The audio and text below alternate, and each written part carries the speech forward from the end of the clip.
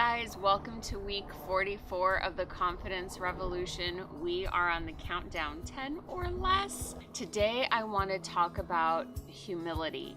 And we were talking about this in my Bible study group this week. And so we were talking about what are things that get in the way of our own humility, and are we walking around with enough of it, too much of it? What's a good balance? And so I wanted to talk about how to strike a good balance in your life. Not thinking you are less than somebody, but also not thinking you are more than somebody. So you guys know I love Coach Strong and UT football. And so the other day I read an article, and Coach Strong was telling his teammates, or his team rather, maybe actually teammates, maybe that was a good Freudian slip.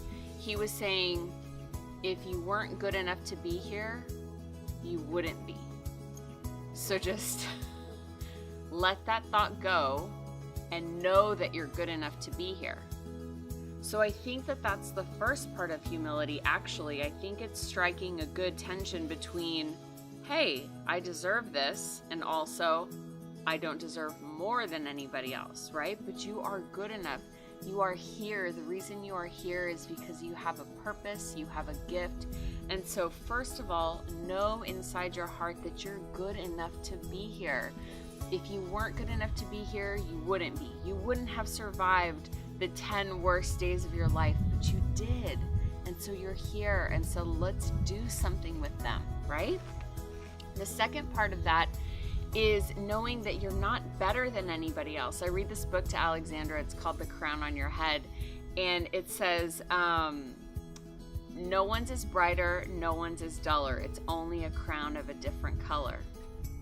So Mitchell, behind the scenes, he wears an invisible crown on his head, I think.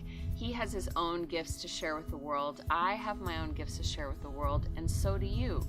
And so just because our gifts look different or they manifest differently doesn't mean that I am better than somebody else. Just because my gifts are in front of a camera doesn't mean that I'm better than the person whose gifts are behind the camera. Does that make sense? So the first part of it is knowing that you're good enough to be here. The second part of it is knowing that you're not better than anybody else, that none of us is better than anybody else. We only exhibit our gifts differently. And the third part of it is, I think, knowing you need things, help, love beyond yourself.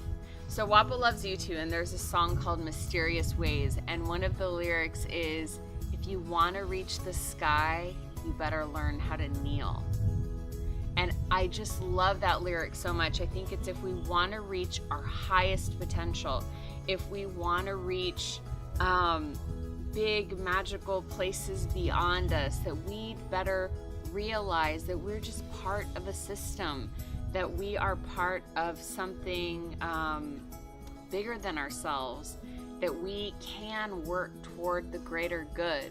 So the three parts of humility are, number one, realizing that you're good enough to be here. If you weren't good enough to be here, you wouldn't be. Number two, realizing that everybody has gifts, their own gifts, and they manifest different ways. So take yourself out of the competition.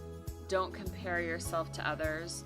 And the third part of humility rather is realizing you're part of something bigger, something greater than yourself. And so if we walk around in gratitude for all those things and aware of all those things, I think we'll hit just the right balance, and we'll have enough humility, or rather just the right amount of humility in our lives. And I think that level of humility opens doors. It helps us connect more with people. It helps build more authentic relationships. It helps us experience the world in a more vibrant way. Okay, guys, go check out my book, The Courage to Become, and I'll see you next week. May God's grace and peace be with you.